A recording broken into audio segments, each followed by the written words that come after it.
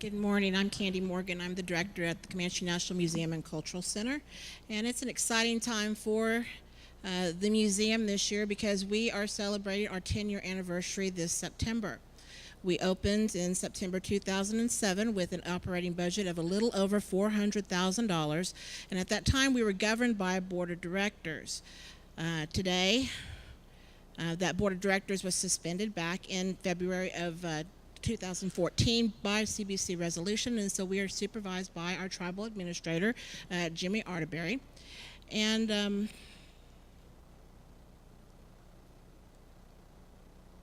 I was named acting director of the museum at that time in 2014, and then promoted later that year to director, and there's a staff of 5 employees at the museum today. Our proposed budget for 2018 is $875,000.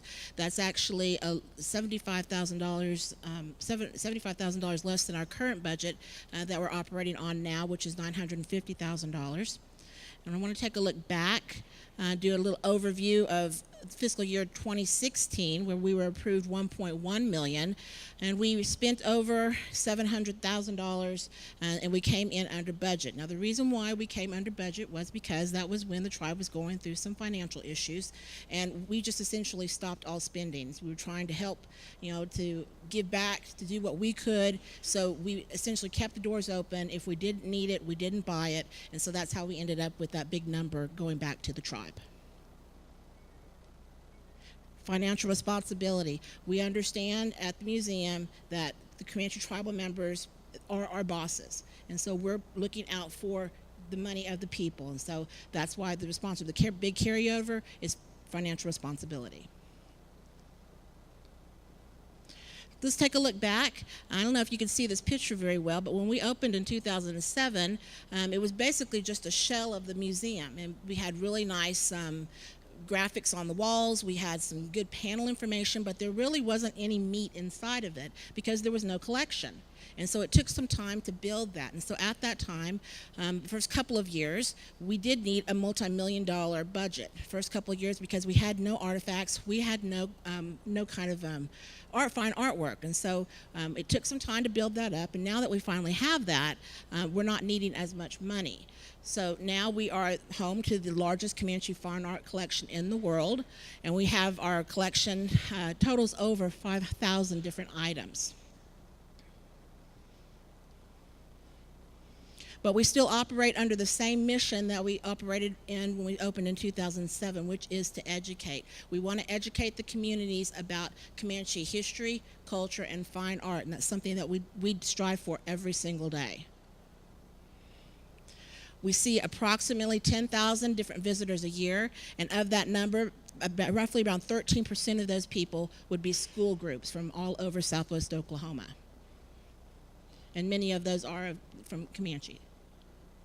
Exhibit-wise, we strive to do 2 to 3 new exhibits per year, and they are costly. They could be run up to $20,000 a year per exhibit, and we do keep it up for a while. If it's a big expense, we want to keep it up for a while to make it worthwhile. And we are well received. We have a lot of good response from the tribal members. They show up to support us at these exhibit openings, and we can see anywhere from 400 to 600 Comanches show up to support us at the exhibit openings. Social media has also been huge for us. Our Facebook page alone, if you're not familiar with it, the museum does have a Facebook page, and we're getting very close to 50,000 different followers, but we're also on Instagram, YouTube, and Twitter. And the reason why this is so important, because that means that the Comanche Nation has now gone global. We're in 45 different countries through Facebook alone. Some of those countries are Russia and Finland, Nigeria, Iran, places where you wouldn't think they would really might not want to know about us, but they do. And so they're learning things through our Facebook page. But we've also gone global inside the museum as well. Because of Fort Sill, we see a lot of international visitors. Some of them are military related. We see a lot of people locally coming in for military graduations, and so they'll bring their families in. A lot of military soldiers, they come to Fort Sill from overseas to train with our military, and they'll come in. And so we put a map up, and we bought some push pins out, and we asked our visitors to put a push pin in, where they're from, and so you can see the picture over on the far side there. That's Europe and Russia. It really tells the full story about who's coming into the museum. So why is your financial support important? Well, it's because the Comanches finally have a place to tell the Comanche story. So many of the things that have been written, the movies, documentaries, have been told from a non-Comanche person. So this is our chance now to finally have our say and have our story told our way. The museum is also award-winning. We are now the recipient of 30 awards, and we are the most award-winning tribal museum in the state of Oklahoma. We've won the Outstanding Exhibit Award from the Oklahoma Museums Association 3 years. Looking ahead to 2018, we want to continue with this education. I pound that home to our staff every single day. We're all about education. We're also looking at doing some new things in the gallery, not a renovation, but just kind of freshening it up, making it better for the visitors when they come in, so that they see something new. We don't want to be that museum that stays the same. We want to be able to offer something new, even if it's just something small. Technology will play a big part in this. The Museum of the Great Plains next door did a huge renovation, and they've got a lot of new technology in there too. So we want to be able to stay fresh, and so we'll do some new things in the gallery. We've also been working with NAGPRA more. They have been going out to these different museums and locating items and they've been very helpful at bringing some things back to the museum, and we anticipate that to continue. And they've also given us some great contact names so that we're able to contact these museums and see what we can do about getting some of the Comanche items back home. And another thing that we're looking at is bringing in some revenue through a museum store. So we're going to be investigating that. So once again, our proposed budget for fiscal year 2018 will be $875,000. If anyone has any questions, I encourage you to come by to the museum and see me, or give me a call and I'll be happy to talk to you.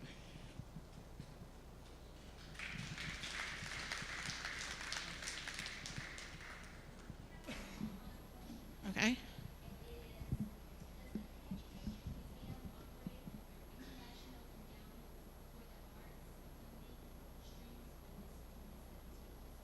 No, right now it's all under gaming funding right now. We have had some grants in the past, and that's certainly something that we would be looking into in the future. Hello. Well, the museum, we've given the museum $9.6 million from 07 to 016, and I probably left the 2017 out of there, so it's over 10 million museum has gotten. It's in the economic item in the budget, but it's not economic. Anyway, we cut the place where we're located. We cannot have a restaurant, gift shop, Indian artwork sales, flea market, admissions. There's no return on this museum. The city of Lawton owns a building and the land, and so in the past we spent a lot of money on advertising. Lawton newspaper. I think in 2013 we spent $306,000 on the mostly Lawton newspaper, I guess. Well, anyway, all that advertising, free advertising for Lawton's tourist market. We don't have any hotels here, so Indians get profile in the city of Lawton. So this item could budget could be cut to the bare minimum operations. 2 persons might be enough. I don't know, the boards, seem like the boards never functioned anyway. I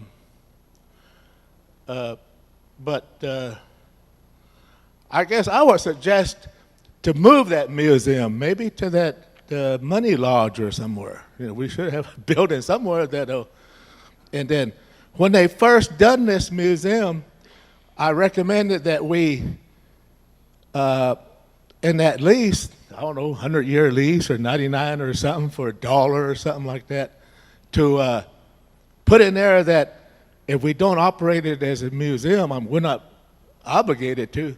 I don't think. I've never seen that contract, but I said put in there that we could use it for a storage building, when we move out. So that was, that was we should have had that objective, is to move out instead of getting tied into 99. I don't know how that works, but we still need to move out. We need our own roof. We don't have our own roof for the museum.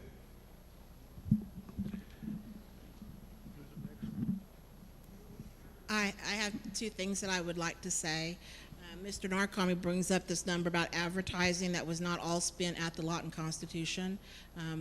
We advertise across the board because we have these exhibits. We like to let people know about it, and so that's because if you have an exhibit and nobody knows about it, they're not going to come see it, and so that's how we look at it. It's marketing, and a long-term lease. We're legally bound to this contract, so it's not a matter of we can just up and leave. There's going to be legalities involved in that.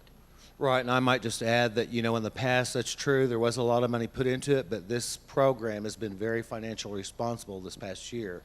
And you noticed on there, she had an additional online, on her format where she shows a museum store, so the committee's been talking to them about other opportunities to utilize that space because we do have that lease with them. It So, went under budget. right, and that's why she's asking for a lot less even this year, so. My question is, and what I've always wanted to see with the museum, first off, I like a lot of the things that you're doing. I like going to the site and seeing everything that you're doing. But this museum store, how profitable could that be? What is the potential for any revenue-making areas that we can do at a museum like any other museum that we can do to make money to offset any of our tribal budget? Well, we just started discussing this. This is something that we've dreamed about for a while. It just has never come to fruition. And so CBC and I have just started discussing this. I can tell you that we see a lot of visitors that come through our doors wanting to buy items, whether they're museum related or Comanche Nation related, and they're looking for this. Especially around Christmas time, they might not necessarily be museum visitors. It's people just looking for Christmas gifts, and they'll come in and they'll ask, do you have a store? So there is potential there. So we're going to have to, figure out space and what kind of items we want to put in there. And so, I think there is a need. Mm-hmm. Okay, thank you. Mm-hmm. Thank you. My question, start off with, goes to the CBC, is in your discussions, taking a tribal administrator and adding extra duties, have you not thought about creating the 501c3 for the museum?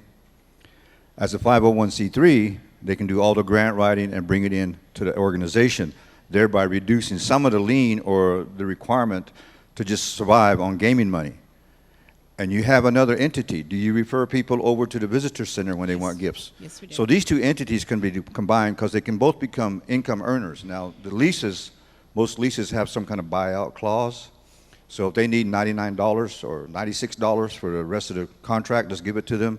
But let's start planning that kind of economic enterprise. Let's don't sit here and say that we need gaming money to survive on everything, because the 501c3, which every college, university, schools have one called development office. That's what we need to have here. And our tribe needs to have better planning about this, because now you can see the long range here with all of this information around the world and all these people wanting information on Comanches, trying to be Comanches. Half of Texas is wannabe Comanches. So we need to apply on them, because there's 3 sites. You go to the web and look for Comanche Nation in anything.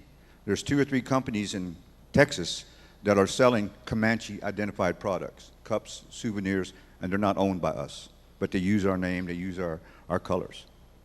So that's an intrusion on trademark and our quality as Native American people. So CBC, you need to create an economic enterprise board to review this, because y'all don't have time. I've been there, I worked as a TA, I know that. So y'all need to put some thinking hats together and get this economic board development going better than what it was.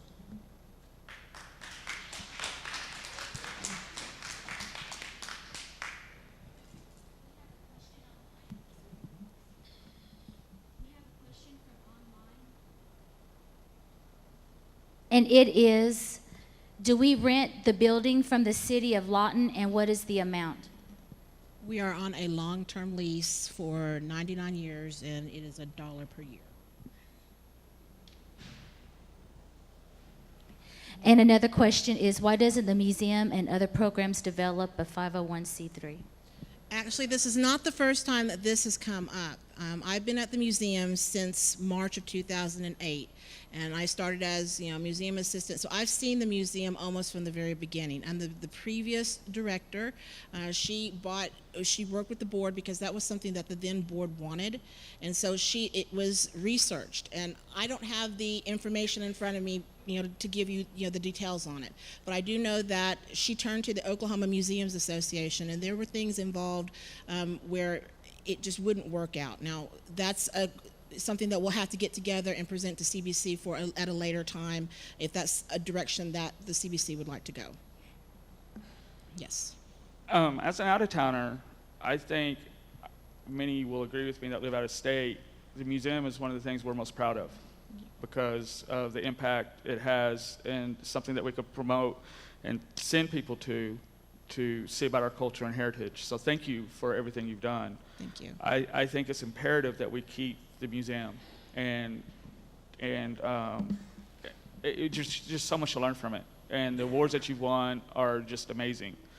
I think the nonprofit status by a board that was just suggested should be imperative, number one priority.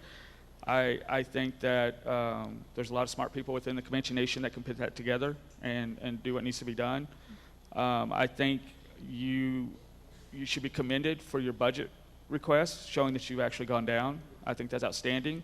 And I wonder how many of our tribal members know what services you provide and even know about the incredible language catalog you have on your website that I've personally learned from and trying to learn the language by going there. And not only that, but just your social media, presence is just great. So I just personally want to thank you, and I know a lot of Comanches abroad are very proud of this program, and want to thank you as well. Thank you. I also want to say thank you. I work really close with you with the Comanche Nation NAGPRA program, and there are Comanche items out there that we can get on loan that our Comanche people can see at our museum, because a lot of them won't allow us to get them on loan or to bring them back to our Comanche people so that we can see them without a museum that is properly in a good state to where they know that they're being taken care of, insured and everything. So the museum is a very important part of our culture, and it's us, the Comanche people, teaching our youth our own history and not allowing other people to tell our history. So please keep that in mind when you are looking at some of these programs and when they're culturally based, that if we do have Comanches that are out there telling our history and we're able to present it as Comanches and make this proud. Thank you. Thank you. Ms. Kuselin? One more question? One more. Miss Rita. Maybe I might be stepping out of line for asking this, but way back there, all of that land where that museum and all that McMahon Auditorium and all of the high school, that used to be Comanche land, KCA land or Comanche land. And the city of Lawton has that thing every year where they put all the Christmas lights and everything to get donations or whatever. Why can we not utilize the area around the museum to have some kind of little projects going that we can utilize the area there around the museum? There's a lot of land there that can be utilized to put some kind of displays and things out there like the city of Lawton does. Right. I mean, yes, they say we have a 99-year lease for $1 a year. Hey, that used to be Comanche property. And there was a time when I remember back there when that you could not make money on that property. It would revert back to the tribe, way back there. Chairman, there was that clause way Yes. back there when if they started making money on that property, the city of Lawton would start making money on that property, it would revert back to the tribes. Now, I don't know where that went to or who got rid of whatever, but that's not fair to us if that property at one time belonged to the tribe. Yes. we're on the Comanche National Museum. On that, Rita, we do have an actual functioning KCA right now. Chairman Comalty, Bob Comalty, we are addressing these things. It's a proactive KCA now, thank God. Thank you for that. And we're going to go right to PIO and Can I ask a question? sure, go right ahead. Sorry, Martina, go ahead. Alright, you're fine. I just wanted to ask, as far as the museum, are you guys going to be offering cultural classes? When we first opened, we used to have classes at least once a month. Otter Cap, Leggins. Since it is a cultural center, I would like to see that offered more. We used to have them at least once a month. So those are things that we need to be really learning these techniques. You know, it's a dying culture with our leggings and otter cap, bow and arrows. I would really want to see this happening. So just want to see, and also with NAGPRA and the museum working together to utilize the NAGPRA law to be able to fill our museum with our spiritual items, those things that we can claim under the NAGPRA law. And I was just trying to see how the museum and their storage unit, is it ready to take in things, or how's the air quality control for the museum at this time? We are ready to take in these things. As far as cultural classes, you know, we've done classes in the past, but there are other departments doing them as well. So do we want to do this at the museum? Do we want to do this at the college? Do we want to do this with the I.M. Minden? And there's expense with it. And so, you know, if there are other places where you could go, I don't see spending the money if there's another department that's doing it. So, I mean, I wish that there's some way we could come together as a group, you know, a historic preservation group of some type, you know, to work better with each other. So it's not that we're against doing it. Space is another issue that we have. We have this small conference room that we have used in the past to do these type things, but when we get our museum store up and running, that's where we're going to put our store. So space will be an issue as well. The college is a better fit for that type of thing because they've got that large gym. I like to see the partnership there of language, all these different programs come together, so I'm glad that you said that. Very good. Thank you, Martina. We got a question from Massachusetts for you, though. A Comanche in Massachusetts, and we appreciate that. She's saying, I live in Massachusetts, and people cannot wait for me to fly home to share my home. People want to know and see our Comanche heritage. Charge people at the door. That's why she's saying charge. Thank you for that. Okay, thank you, Comanche National Museum. Okay.